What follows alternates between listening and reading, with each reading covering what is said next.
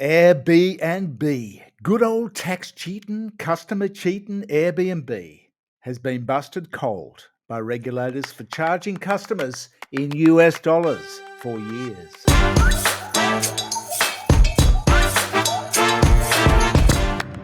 The ACCC has hit Airbnb Australia this week for misleading Australian customers by charging them in US dollars when they made a booking. They were fined $15 million, drop in the ocean for Airbnb, for breaching consumer law, and will pay $400,000 towards the ACCC's costs. Drop in the ocean again for the billion-dollar enterprise, which is Airbnb in Australia alone. They'll spend $15 million to compensate more than 63,000 affected customers on top.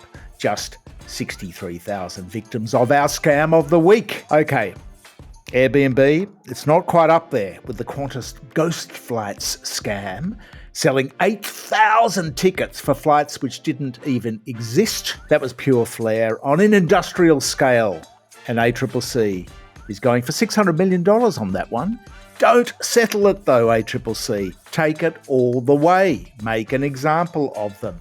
Get more than $600 million. And Qantas had far better excuses, of course, than Airbnb. Airbnb just put their hands up and quietly and sheepishly said, "You've got us there." Kept their legendary low profile, which they need to escape from paying tax in Australia. Qantas said, "Oh, everybody does it." Bit of whataboutism. And secondly, the fine print says that when you are actually buying a flight, you're not actually buying a flight, you're buying a bundle of rights to a flight. The old bundle of rights. Well, it's not old, it was a new one. It was a new excuse for a scam. It all comes down in each case. Didn't you read the fine print? Nobody, not even the person that wrote the fine print, reads the fine print. This is the issue. To borrow from Bunnings, lowest acts are just the beginning. Which brings us to Bunnings, because a few years ago a contact pointed out, and we published a few stories on it, that the fine print in the Bunnings store card basically ensured a clause interred in the very bowels of its fine print on the store card contract. And we quote, "All of the customer's right, title and interest in land held now or in the future, wherever located, belonged to Bunnings in the event of default." We had to do some checking on this, and we asked Bunnings, and they said it was standard industry practice, a cookie-cutter contract for store cards, apparently. So if you default on your watering can nozzle at Bunnings, they can take your house, and they can take property you haven't even bought yet at any time in the future.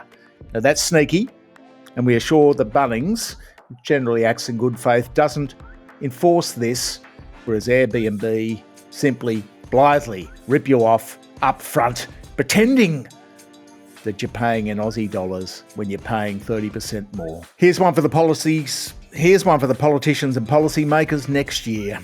And we've been rabbiting on about it this year, but it has fallen on fairly deaf ears, although the ATO, the tax office, has sitting up and taken notice and has put out a revised advisory on this. Now, we're in the midst of the worst housing and affordability crisis, probably in living memory. This has partly resulted from the common practice among owners of Airbnb and other short-term holiday rental properties, claiming up to 100% of annual expenses on these properties, simply because they have made the properties available to rent for the year, even if they were rented out for a few days or a few weeks, a fraction of the year. It's an easy one to fix, a very easy one to fix. And while they're there, all they have to do is say, claim tax deductions for the time that it was actually rented out. How easy is that? But they haven't done it yet. So we have a problem besides CGT relief to stop the family home flipping epidemic. Besides, after 16 years, maybe bringing in the money laundering reforms to stop Chinese money laundering in Australian property. It's another one. Maybe negative gearing reform, keeping it to one apartment rather than 300. And of course, a tweak to the tax regime on Airbnb and other short-term holiday rentals. you could easily ease the price for renters who are doing it very tough with 20 to 40% rent hikes this year. Sensible, easy fixes, too easy, and fortunately, too many donations and lobbyists around in politicians' ears all the time, every week. Airbnb is notoriously secretive on its corporate shenanigans. This is a massive global tax cheat. Like, to give them credit, a bit of whataboutism, like Booking.com, which is the biggest in Australia, and Expedia, which owns a bunch of other short-term rental brands. So they are not alone. We've busted Expedia and Booking.com over the years for invoicing from offshore companies, paying service fees out to their foreign associates and pretending they don't make any money here so they don't have to pay any tax here. It can easily be fixed with a bit of enforcement.